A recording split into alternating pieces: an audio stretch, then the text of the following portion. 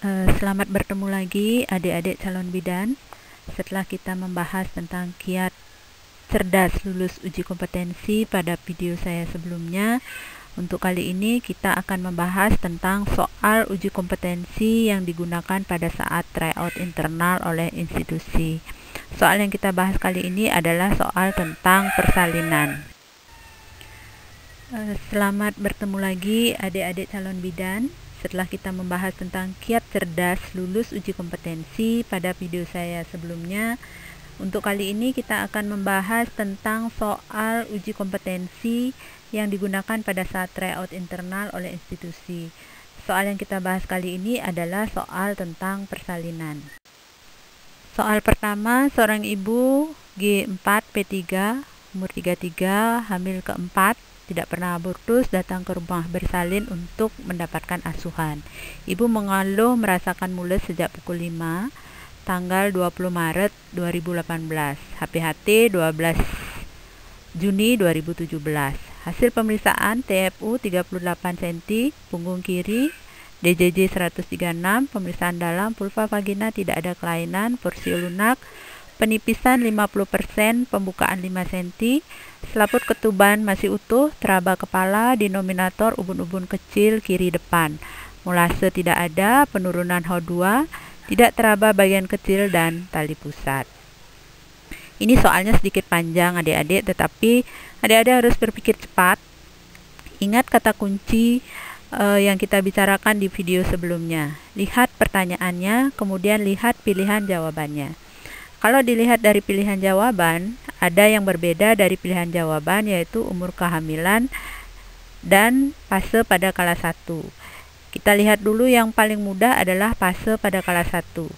Ingat, pembukaan 5 cm adalah fase aktif. Jadi yang pilihan fase laten kita eliminasi atau abaikan. Sekarang tinggal pilihan yaitu A, C, dan D. Nah, sekarang yang berbeda adalah umur kehamilan. Ini harus hitung cepat adik-adik. Ingat, tafsiran persalinan, jadi plus 7 min 3 plus 1, yaitu 19 Maret 2020. Jadi pada tafsiran persalinan ini, umur kehamilannya adalah tepat 40 minggu. Karena dia datang periksa besoknya, yaitu tanggal 20 Maret 2020, sehingga umur kehamilannya adalah 40 minggu lewat 1 hari. Atau 40-41 minggu. Nah, sekarang kita tinggal pilih mana dari pilihan jawaban ini yang umur kehamilannya 40 sampai 41 minggu. Di sini hanya ada satu, yaitu D, umur kehamilan 40 sampai 41 minggu. Jadi jawaban yang benar adalah D. Soal berikutnya, seorang ibu G4 P3 A0, umur 33 tahun, hamil keempat, tidak pernah abortus, datang ke rumah bersalin untuk mendapatkan asuhan.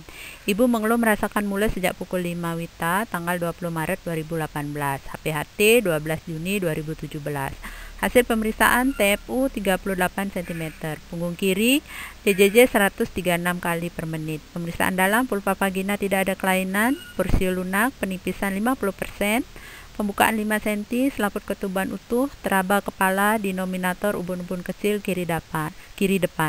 Molase tidak ada, penurunan H2, tidak teraba bagian kecil dan tali pusat. Risiko apa yang mungkin terjadi pada ibu R? Adik-adik harus ingat rumus Johnson ya untuk menghitung tafsiran berat janin. Jika TFU 38 cm dan kepala masih berada di atas pina ischiaduca karena ini baru penurunannya H2, maka perkiraan berat janinnya adalah dilihat dari tabel rumus Johnson itu adalah 4185. Nah, apa yang terjadi dengan berat janin sekian? Pada kala 2, apalagi kepala belum melewati H3. Artinya belum terjadi putaran paksi dalam. Jawabannya kemungkinan adalah B dan E. Distosia bahu dan kala 2 lama. Karena pertanyaannya adalah kemungkinan, maka jawabannya adalah distosia bahu atau B. Kenapa bukan E atau kala 2 lama? Karena kala 2 lama itu pasti akan terjadi. Bukan mungkin lagi. Soal yang ketiga, seorang perempuan umur 25 tahun, G2P1A0, usia kehamilan 38 minggu, kala 1 di BPM, ditemani suami dengan keluhan mules sering. Hasil anamnesa tidak tahan dengan sakit pinggang, minta digosok pada bagian yang sakit ini. Hasil pemeriksaan tekanan darah 110/80, nadi 80, suhu 36,7, kemudian respirasi 18 kali, kontraksi 3 kali dalam 10 menit selama 40 detik. DJJ 132, penurunan 3/5, pembukaan 6 cm, persio tipis, lunak, ketuban masih utuh. Pertanyaannya, asuhan apakah yang paling tepat pada kasus tersebut? Yang ditanyakan pada soal ini adalah asuhan yang diberikan pada keluhan tidak tahan dengan sakit pinggang dan minta digosok pada bagian yang sakit. Nah, menurut hasil penelitian itu pijatan dapat membantu meminimalkan nyeri, dan manfaat pendamping atau orang terdekat akan ada keterlibatan emosi, terutama dia ditemani oleh suami. Kemudian lebih leluasa dalam mengungkapkan kasih sayang. Nah, dengan adanya pendamping keluarga, dalam hal ini suami, maka bidan akan sangat terbantu dalam memberikan dukungan psikologis pada ibu dan memberikan pijatan yang tepat, membantu ibu rileks dalam menjalani persalinannya. Nah, jadi jawabannya adalah D, melibatkan suami dalam manajemen pengurangan nyeri. Soal yang ketiga, seorang perempuan umur 25 tahun, G2P0, P1A0, usia kehamilan 38 minggu, kala 1 di BPM, ditemani oleh suami. Dengan keluhan mules sudah sering, hasil anamnesis tidak tahan dengan sakit pinggang, minta digosok pada bagian yang sakit ini. Hasil pemeriksaan tekanan darah 110, nadi 80, suhu 36, respirasi 18 kali per menit, kontraksi 3 kali dalam 10 menit selama 40 detik, DJJ 132 kali per menit, penurunan 3/5, pembukaan 6 cm, persio tipis lunak, dan ketuban masih utuh. Pertanyaannya adalah, asuhan apakah yang paling tepat pada kasus di atas? Yang ditanyakan pada soal ini adalah asuhan yang diberikan pada keluhan tidak tahan dengan sakit pinggang dan minta digosok pada bagian yang sakit. Menurut hasil penelitian, pijatan dapat membantu meminimalkan nyeri. Manfaat pendamping dalam hal ini orang terdekat atau suami itu akan ada keterlibatan emosi dan lebih leluasa dalam mengungkapkan kasih sayang. Dengan adanya pendamping keluarga atau suami, maka bidan akan sangat terbantu sekali dalam memberikan dukungan psikologis pada ibu dan memberikan pijatan yang dapat membantu ibu lebih rileks dalam menjalani proses persalinannya. Jadi kalau dilihat dari pilihan jawaban, berarti yang benar adalah E, melibatkan suami dalam manajemen pengurangan nyeri. Soal yang keempat, seorang perempuan umur 23 tahun, G1P0A0, usia kehamilan 38 minggu, kala 2 di BPM, ditemani suami dengan keluhan mules tidak tertahankan.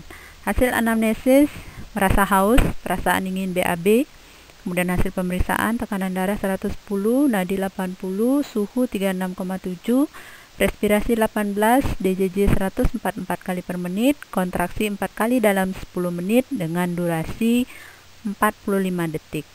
Kepala janin sudah tampak 5-6 cm di pulpa. Pertanyaannya, langkah apakah selanjutnya yang dilakukan pada kasus tersebut? Nah, pada soal ini, adik-adik melihat dulu keluhan yang dirasakan ibu dan memprioritaskan apa yang paling dulu dilaksanakan. Keluhan ibu merasa haus dan ingin BAB, dan sakit yang tidak tertahankan karena kepala sudah kelihatan di pulpa 5-6 cm. Sekarang kita lihat pilihan jawabannya. Untuk jawaban A dan D, jelas itu tidak mungkin. Ya, jadi kita abaikan saja. Sekarang lihat yang E. Apakah sarung tangan atau memakai sarung tangan DDT dilakukan setelah bidan siap untuk menolong? Jadi pemakaian sarung tangan itu dilakukan setelah bidan siap untuk menolong. Sehingga jawaban E juga diabaikan. Sekarang tinggal pilihan B dan C. Kita lihat dulu pilihan B. Nah, karena ibu merasa haus, apakah dengan kondisi dia kepala sudah 5-6 cm di pulpa, ya dia tinggal mengedan saja, apakah pada kondisi itu ibu akan mau minum, sedangkan sebentar lagi bayinya akan lahir? Sehingga jawaban yang B itu bisa kita abaikan, sehingga tinggal satu saja jawaban, yaitu adalah C, memfasilitasi ibu melakukan posisi meneran yang nyaman. Karena dengan posisi yang tepat akan membantu kemampuan ibu untuk meneran. Jadi jawabannya adalah C. Soal yang kelima, seorang perempuan usia 26 tahun, G1 P0 A0, usia kehamilan 38 minggu, kala 2 di BPM. Dengan keluhan mules tidak tertahankan, kemudian hasil anamnesis perasaan ingin BAB, hasil pemeriksaan tekanan darah 110/80, nadi 80, suhu 36,7, respirasi 18 kali per menit, DJJ 144 kali per menit, kontraksi 4 kali dalam 10 menit dengan durasi 45 detik. Kepala janin sudah tampak 5-6 cm di pulpa. Perineum kaku. Nah, pertanyaannya, langkah apakah selanjutnya yang tepat pada kasus tersebut? Ingat ya, kepala janin sudah tampak 5-6 cm di pulpa dengan perineum yang kaku. Kata kunci dari soal ini adalah perineum yang kaku. Jika dipaksakan untuk melahirkan kepala, kemungkinan besar akan terjadi robekan yang tidak beraturan, sehingga bidan atau tenaga kesehatan yang lain, apakah dokter nantinya, akan kesulitan pada saat penjahitan. Salah satu indikasi dilakukannya episiotomi adalah pada perineum yang kaku pada kala 2. Jadi jawabannya adalah B, melakukan episiotomi mediolateral. Soal yang keenam, seorang perempuan umur 25 tahun, G2 P1 A0, usia kehamilan 40 minggu, kala 1 di BPM mengeluh mules. Hasil anamnesis sudah keluar lendir bercampur darah. Hasil pemeriksaan tekanan darah 110/80, nadi 84, suhu 36,5, respirasi 18 kali per menit, kontraksi 3 kali dalam 10 menit dengan durasi 40 detik.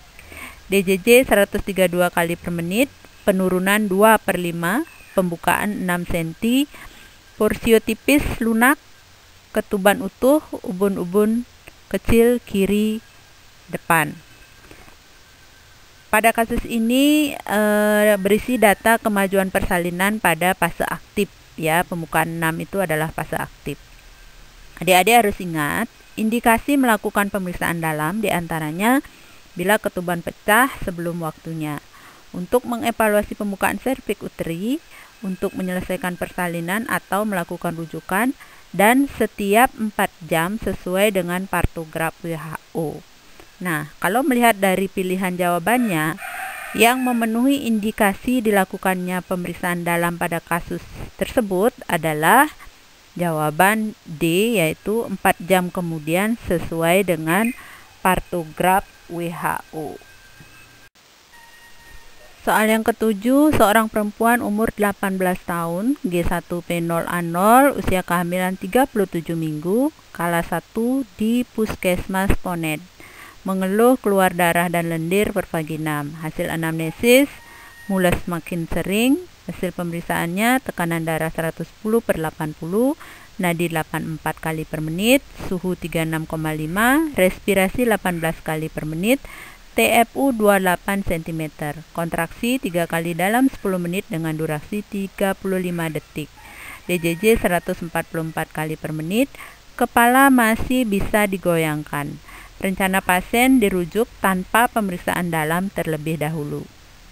Pertanyaannya, alasan apakah yang paling tepat untuk merujuk pasien pada kasus tersebut?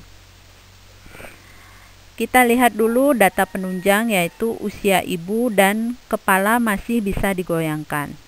Kita lihat hasil pemeriksaan, yaitu kepala masih bisa digoyangkan. Kalau ditulis dengan perlimaan adalah 5/5.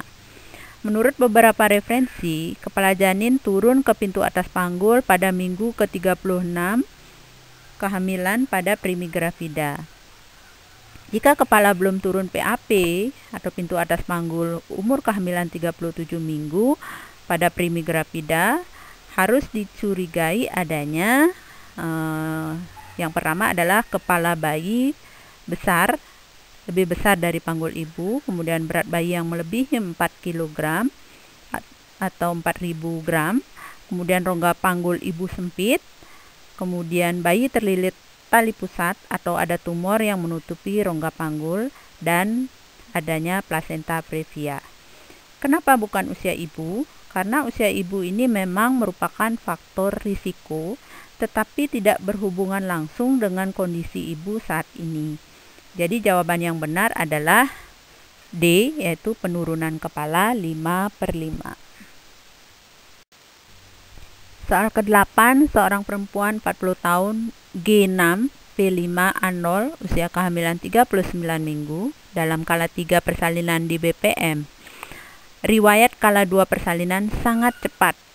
Saat bayi diletakkan di abdomen, tampak darah keluar tiba-tiba dari vulva.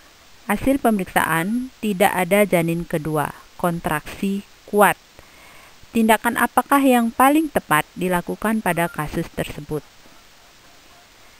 Pada soal ini adik-adik harus ingat urutan manajemen aktif kala 3, karena ini ibunya sudah masuk kala 3. Setelah dilakukan pengecekan apakah ada janin kedua, adalah melakukan penyuntikan oksitosin 10 international unit di sepertiga paha kanan bagian atas secara IM. Dan ingat, syarat dilakukan penyuntikan oksitosin adalah tidak adanya janin kedua dengan mengukur tinggi pundus sutri. Jadi jawaban yang benar adalah D, suntik oksitosin 10 international unit secara IM. Soal berikutnya, seorang perempuan umur 28 tahun G2 P1 A0, usia kehamilan 39 minggu, datang ke puskesmas dengan keluhan mules tidak tertahankan. Hasil anamnesis sudah keluar darah bercampur lendir. Hasil pemeriksaan tekanan darah 120/80, nadi 20 kali per menit, pernapasan 20 kali per menit, nadi 84 kali, suhu 36,8, TFU 32 cm, kemudian DJJ 136 kali per menit, teratur, penurunan kepala 3/5, kontraksi 3 kali dalam 10 menit dengan durasi 40 detik, porsio tipis lunak, pembukaan 6 cm, ketuban masih utuh, ubun-ubun kecil kiri depan. Nah, kalau soal-soal ini adik-adik harus ingat tentang partograf. Pemeriksaan pada ibu maupun pada janin yang dilaksanakan pada partograf. Ada ketentuan waktunya kapan dilakukan. Misalnya, tekanan darah diperiksa setiap 4 jam, suhu tiap 2 jam, nadi setiap 30 menit, kemudian DJJ tiap 30 menit, kontraksi uterus tiap 30 menit, pembukaan serviks tiap 4 jam, penurunan kepala tiap 4 jam, kemudian warna cairan ketuban tiap 4 jam. Dari pilihan jawaban yang ada, hanya pilihan jawaban yang D yang sesuai dengan partograf, yaitu pemeriksaan DJJ tiap 30 menit. Jadi pilihan jawaban yang lain tidak sesuai dengan partograf. Kemudian soal yang terakhir, seorang perempuan umur 25 tahun G1 P0 A0, usia kehamilan 38 minggu, kala 2 di BPM. Keluhan ingin meneran, hasil anamnesis ingin BAB, hasil pemeriksaan tekanan darah 120/80, suhu 36,7, nadi 90, kemudian respirasi 20 kali per menit, TFU 34 cm, DJJ 144, kontraksi 4 kali dalam 10 menit dengan durasi 45 detik, pembukaan lengkap, ketuban positif, ubun-ubun kiri depan. Pertanyaannya, tindakan apakah yang paling tepat pada kasus tersebut? Kalau soal ini, adik-adik harus ingat 60 langkah APN. Apa yang dilakukan setelah pembukaan lengkap dan ketuban masih utuh? Sebelum dipimpin beneran, harus dilakukan amniotomi terlebih dahulu. Kenapa? Salah satu indikasi dilakukannya amniotomi adalah pada pembukaan lengkap dengan ketuban masih utuh. Kalau pilihan yang lain selain A dan C, semua tidak mungkin. Jadi jawaban yang benar adalah C, melakukan amniotomi. Demikian adik-adik pembahasan soal uji kompetensi tentang persalinan. Jika ada pertanyaan atau masukan, silahkan isi di kolom komentar. Saya akan merespon juga melalui kolom komentar. Semoga bermanfaat untuk adik-adik dalam menghadapi uji kompetensi nasional. Terima kasih.